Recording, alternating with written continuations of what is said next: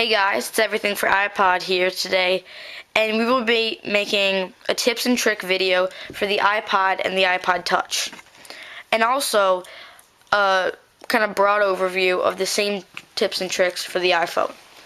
So the first trick that most of you might know, some of you might not, is when you double click on an iPod Touch, it comes up with your music, play, rewind, volume controls. Then if you hit the little tab right there, it'll go to your music like this. I don't have any music because I restored my iPod. So, yeah. And I'm going to get some comments about that saying, why do you have an iPod if you don't have any music? I get that all the time. But, anyway, double click that and you can get all your music controls. Let me just hop in here because I'm the iPhone guy real fast. Double clicking on the iPhone while at the home screen while not playing a song, it'll bring you to your iPhone favorites list. I'll show you right here. I have some music on here unlike my other buddy. If I go to here, double tap, same thing will come up, and I can just pause it directly from there and hit close. And I'm not going to show you this, but if you want to change those settings, only on the iPhone this works. Go into Settings, General, Home button, and you can change all that stuff. Back to the other. So yeah, another thing with that double click is if you're at your lock screen, you can double click it and the same thing will pop up. So that's just a cool little thing to help you control your music. Next thing would be how to take a picture or a screen capture of your iPod or iPod Touch screen.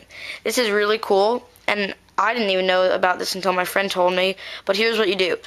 Your home button and your power button, press them at the same time, boom, your screen flashes, then you go to settings. Hold on, I'm sorry if he wasn't clear about that. You don't just press them at the same time, press them both down and then release. Because, yeah, if you hold it down, it does DFU mode. So don't hold it down for a long time. Just letting you know, because somebody's going to get mad at us. I would think that would just be kind of common knowledge, but yeah, hold it down, let go. And then you want to go to, you want to go to your photos, and then in your photos you will have saved photos. It should be in there. Hold on the iPhone I'm just saying it's camera roll. Yeah. And so here it is. Here's my screenshot that I just took. And it's right there. You can zoom in and do whatever you can on a real photo. It's actually a really cool trick.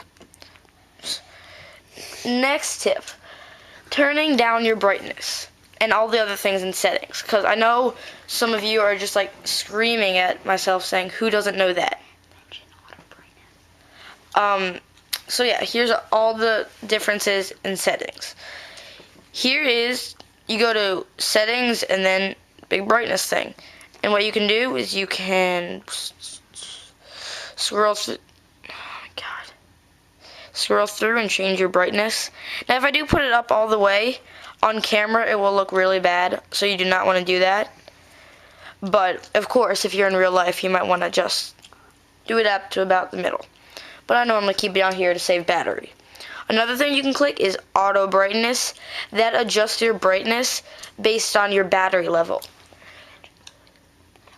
Yeah. Okay, on auto brightness, I'm just letting you know right now, if you have a case on, like we do now, that goes over the top right here, you're not going to want to have auto brightness on because the sensor for auto brightness is under there.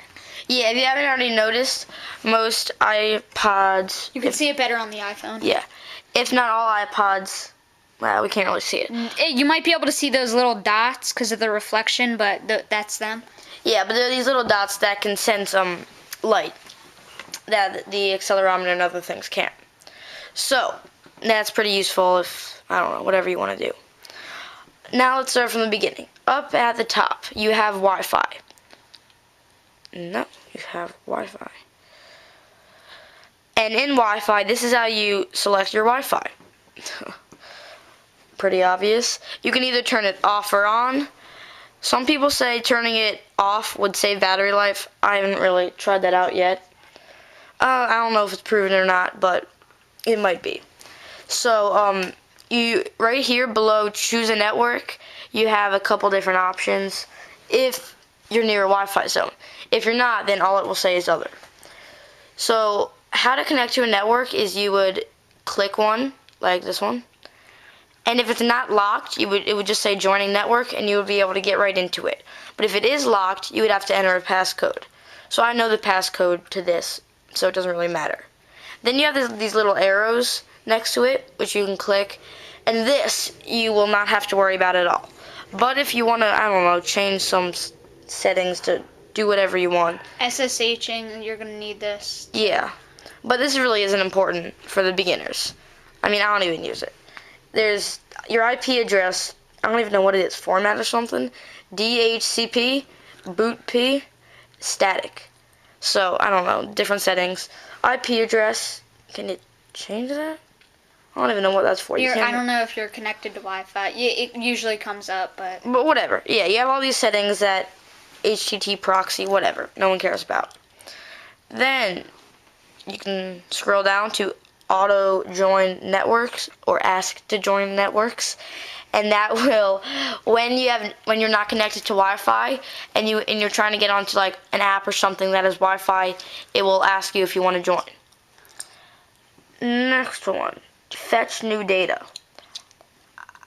we don't even know what that does, so we're just kind of gonna skip it. Yeah, well, I'm gonna try to read it. New data will be pushed to your iPod. Yeah, skip it. Skip it. So if you want your iPod to be pushed every 30 minutes, then you use fetch new data, because you might want a little pushing on your iPod. Now, if you know what that is, please leave a comment so we're not like totally lost in this thing. Lost in this thing. Sorry about that if it was a little confusing. Our camera ran out of memory. Airplane mode, you can turn it off or on. On the airplane, that's a good thing. You can just use your iPod, part of your iPhone. That's only for the iPhone, obviously. It'll turn your Wi-Fi off. It'll turn your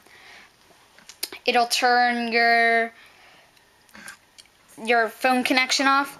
What you can do when airplane mode is on, you can still go into Wi-Fi and turn that on, because I know some of the long distance flights will have some Wi-Fi routers in their whatever flight thingies.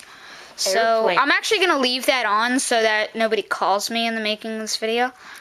Yeah, so I'll take that out. Yeah. So next thing to talk about is, we already went over brightness, general.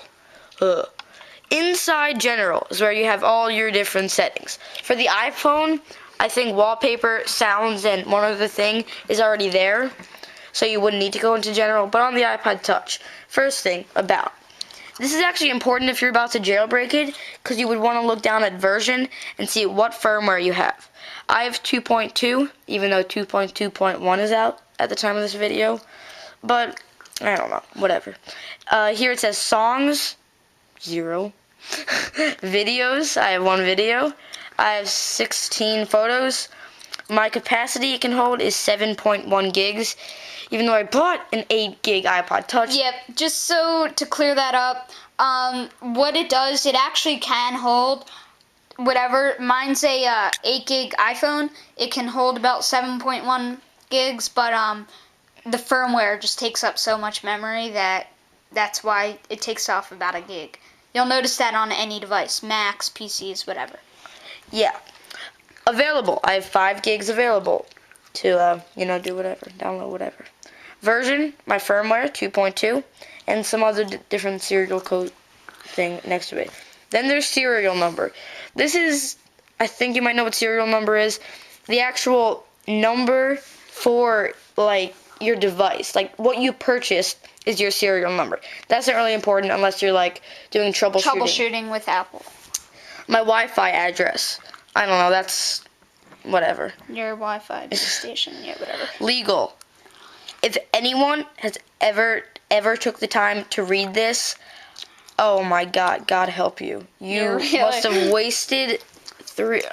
Okay, the iPhone, let me just, right now has one more thing in that section. Usage.